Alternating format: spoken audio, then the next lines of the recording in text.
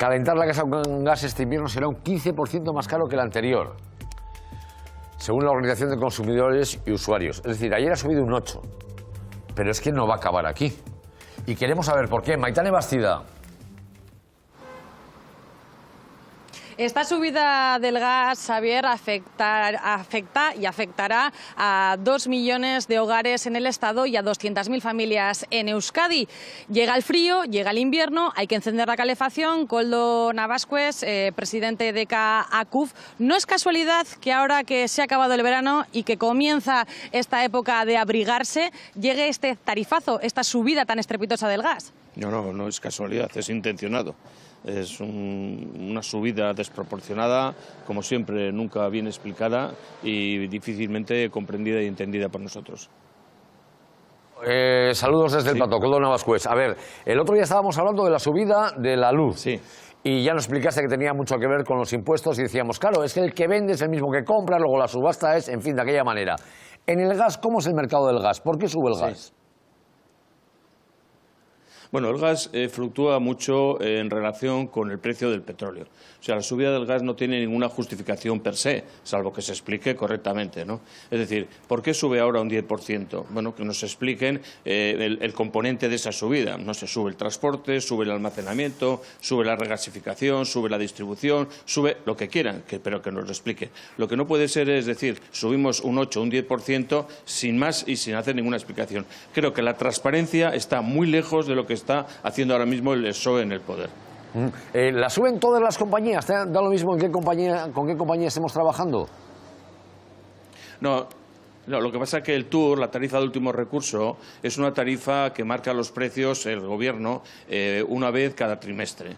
Y es una tarifa de libre adhesión, es decir, que todos los que somos usuarios de gas natural nos podemos suscribir a esa tarifa, que además es gratuito, pero esto pasa como en la electricidad. A las compañías les interesa sacar a los clientes de la tarifa de último recurso y llevarla al mercado libre, donde ponen el precio del kilovatio al precio que ellos desean y que ellos quieren. Hasta ahora, la tarifa de último recurso siempre ha sido más económica que la tarifa del mercado libre en general.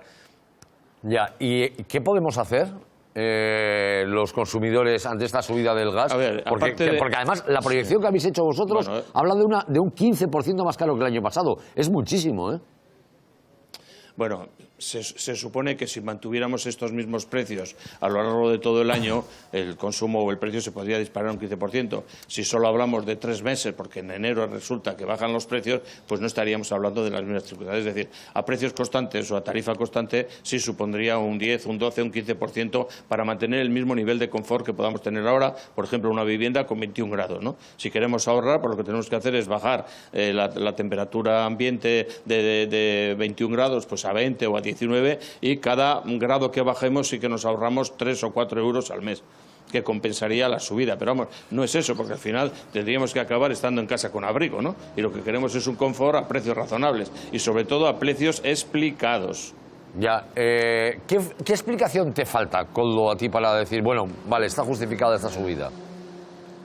No, la explicación es muy sencilla. A mayores ingresos, mayores impuestos, y a mayores impuestos, mayores ingresos para el Estado.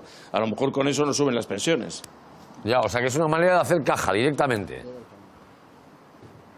Evidentemente, o sea, por eso digo que, a ver, la explicación para un consumidor o para un cliente de cualquier sitio tiene una justificación. Y es lo que decía, bueno, usted desglóseme en qué consiste el precio, o sea, ¿por qué me cobra a mí usted X por kilovatio, X por metro cúbico de gas? Y explíquemelo. O sea, si tenemos un proveedor que es más o menos el 50% del consumo en España, que es Argelia, con el cual hay unos convenios de hace muchísimos años, y el resto se distribuye entre otros muchos países, gas licuado, etcétera, etcétera, bueno, pues nos tendrán que explicar, pues mira, resulta que les tenemos que subir el 10% porque nuestro proveedor habitual, con el cual tenemos un compromiso de compra, nos ha subido tanto. Y eso luego se puede verificar. Pero es que no hacen nada de esto. Sencillamente dice, bueno, el año pasado, por ejemplo, a lo largo del año 2017 subió un 4 y pico por ciento. Bajaron en la factura el término fijo un poco y subieron el precio del kilovatio, con lo cual llegamos a pagar un 4 y pico por ciento más. Este año llevábamos ya 2 subidas, perdón, más esta la tercera. y al final nos estamos poniendo en un 18% que no tiene ningún sentido, porque así como el petróleo, pues sí, tiene una curva decadente en cuanto a producción, pues en el gas natural todavía las reservas son, por decirlo de alguna forma, ilimitadas, ¿no? O sea, son limitadas, pero en el tiempo estamos hablando de 50, 60, 70 años. Entonces no tiene ningún sentido, salvo que la competencia, es decir, o en este caso el Estado español, lo que quiera es hacer caja, como tú muy bien has dicho antes. Una última cuestión, Koldo, porque estábamos hablando antes, ligándolo también a la pobreza energética en los hogares, sobre todo de los mayores, que viven de pensiones muy bajas. Sí. Esta es una situación concreta, pero se da en muchos hogares, en muchos más de los que a veces pensamos.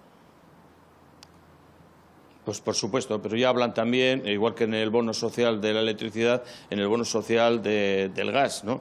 Pero al final hay que meterlo todo en un mismo saco. Es decir, el bono social para la energía tiene sentido, pero solo se tendría que aplicar en el caso de verdaderamente familias vulnerables o personas muy vulnerables, ¿no? Es decir, la relación entre lo que pago y mi renta tiene un sentido proporcional, pero quiero decir que quien menos cobra o quien menos ingresa, su porcentaje sobre lo que tiene que gastar en energía es mayor. Entonces, el bono social es necesario porque además es un elemento necesario para vivir mínimamente y dignamente, pero no con los modelos que están, que tanto el bono social de energía eléctrica como el bono social del gas se está perfilando o es el que tenemos actualmente, que es injusto totalmente, vamos. Pues Koldo Navascues, un abrazo muy fuerte. Llega muy poca gente. Ay, perdona. Venga, bye.